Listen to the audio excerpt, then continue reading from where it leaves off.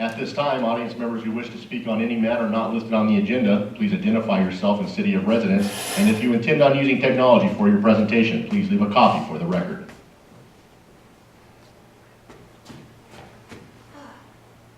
Good evening, Mr. Mayor, council members. Hello, everyone. Oh, and I have to say hello to my best friend who's here tonight. Hi, Mary. My name is Monica K. Villa. I live in a tent. And I am a beautiful, intelligent, talented, charming human being. Well, what am I going to talk about today? Oh, everyone along Black Rascal Creek appreciates those yellow coat enforcement notices posted on the trees. They're very informative. But I must tell you that if you decide to go through with this so-called no camping ordinance, it's not going to solve anything. You're going to spend all this money, call out all your consultants and police officers and whatnot, and all you're going to end up with is more homeless sleeping in the parks, on downtown benches, or underneath empty storefronts. Some of these people are mentally ill or disabled, or they won't abandon their dogs for a night at the D Street shelter, or they can't find a job, or they lost their homes to foreclosure. These are real people who deserve to be treated with respect, dignity, and just have a safe place to live.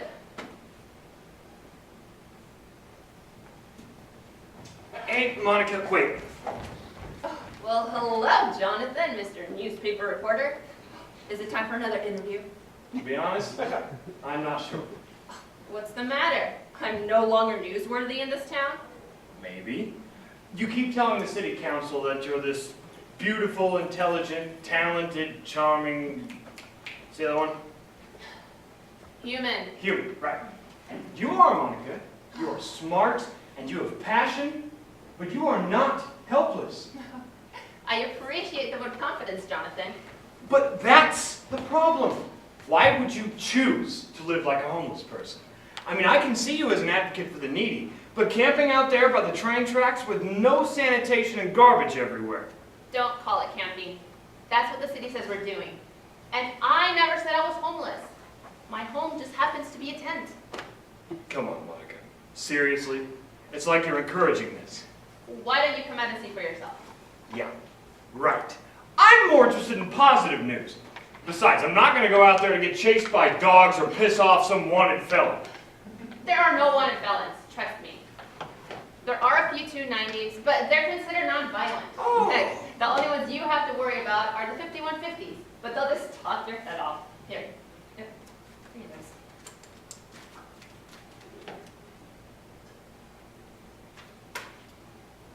What is this? A case number? It's my cell phone number. Just call me when you arrive. You're homeless, but you have a cell phone. That's right. It comes in handy when you live in a tent. Suppose I do go. Where would I park? Where the service road dead ends. You won't get a ticket. Scouts on.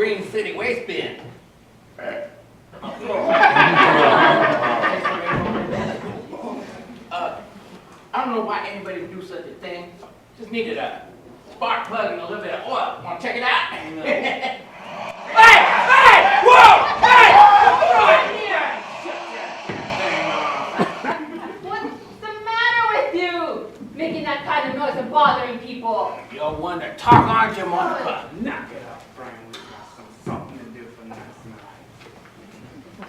I thought you were going to call me. I was about to when I ran into crazy homeless man. Oh, that's just Brian. He's okay. As long as he takes his meds. He's one of our recyclers here. Him and Pirate made something like $43 last week just on plastic and cans. If you ask me, they're doing the city a favor. What is this? This, my friend, is the great equalizer. Don't worry, Jonathan. No one here's gonna hurt you. Come on, let me show you around our little village. Over there's Justin's tent. You might want to talk to him. He's a 290. Got busted for indecent exposure. He's been in and out of the system ever since. Hey, Justin, you in there? I'm in here charging my monitor. What do you want? Jonathan here wants to take pictures for the newspaper. Ah, hell. Is this what you want to see? I've had to charge it twice a day. If the damn thing dies, they'll probably violate me again. Send me back in. Do you mind if I take a few pictures? Sure, go ahead, but leave my face out of it. Justin has a portable generator in there, and he lets us borrow it to charge our cell phones and DVD players. How'd you end up here? Well, I sat down with my parole officer, and he spent the whole time telling me where I couldn't go. You can't go here, you can't go there. I can't even go to the rescue mission because they don't allow 290s. So I finally asked where I could go, and he said, I don't know, but I know a place where there are others like you. And so he offered me a ride here. That's about it. End of story. Alrighty then, shall we continue? Yeah. Over here's Willie's tent. We call him the librarian because he shares his stacks of used books from around town. Hey Willie, anything new? Huh. No. He doesn't like to talk to people though. It makes him nervous. Over there's Pablo's tent. He's the camp entertainer.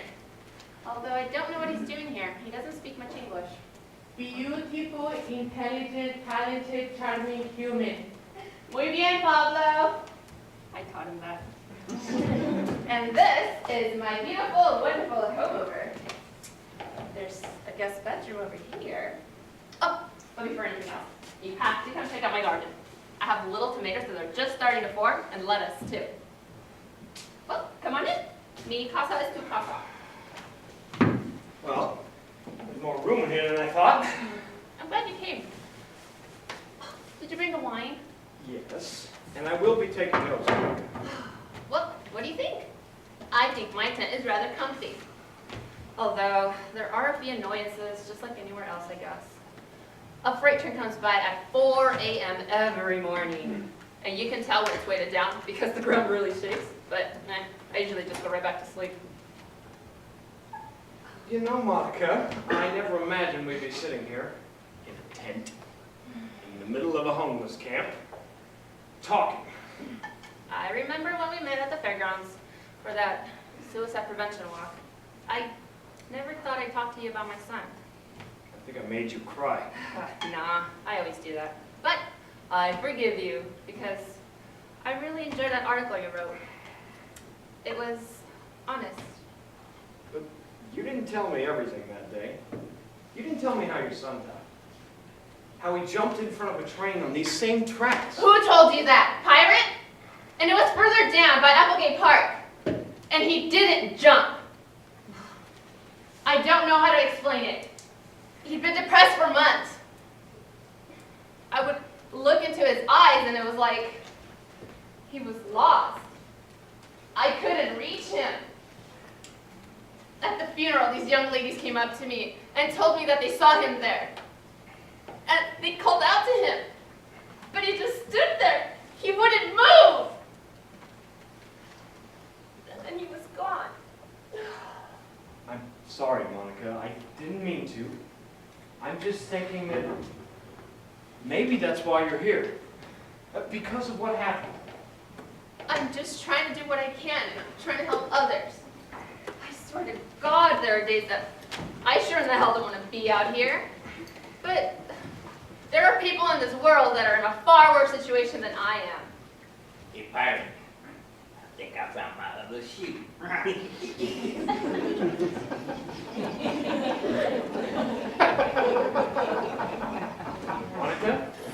not safe here. You're gonna get hurt. You already got hit once. That was downtown at the park, and I got sucker punched. And I told a few police officers, but what? Because I live in a tent, I don't get the same safeguards as someone living in a house? Had you been drinking? What are you, a cop now? Hey, And since when is drinking illegal? It's not like I'm gonna have a few drinks and hop into a car. I'm just concerned you might end up like some crazy homeless lady. It's people on the outside that are driving me insane. You know what they're calling this place, Monica? Tent City. And there's more tents every day. They're going to shut it down. I have sources in city council that say the majority will approve the no camping law. The plan is to move you guys out sometime late September, right before it gets cold. Let them come. We'll just go somewhere else. It's a cat and mouse game. They're going to point you in the direction of the city shelter or some other safety net, and people will keep calling you names, and they will keep shouting, "Get a job!" And I'll tell them what the mayor said last night. Unemployment is nearly 20%, and social services are failing us. I'll tell them that we should be talking about a homeless plan that's not just window dressing. I'll tell them that we need to involve the entire community and get some local business people on board and actually get something done that works. I will tell them that I have never asked for anything except for dignity, respect, and a safe place to live for some of Merced's most vulnerable residents. Well, what about me, Monica? Everybody sees me interviewing you and taking your pictures. What if I'm just giving credibility to someone who's taking things too far? What do you mean taking things too far? I'm just getting started. And you're not going to stop being Monica, are you? Why would I? It took me this long, and I've got it down to a fine art, and I've become a beautiful, intelligent, talented, charming human being. Why the hell do you always say that? It's just a nice way of saying I can be a bitch. Wait, what? You've never heard that before? Beautiful, intelligent, talented, charming human. It stands for bitch. You gotta be kidding me! That's what you're telling the city council, that you're a bitch! I'm saying I can be. You push me into a corner and I will fight back. And I will keep fighting and growling and scratching and standing my ground the best way I can to protect the people I love and care most. Well then, here's to one crazy, homeless bitch. I'm not homeless.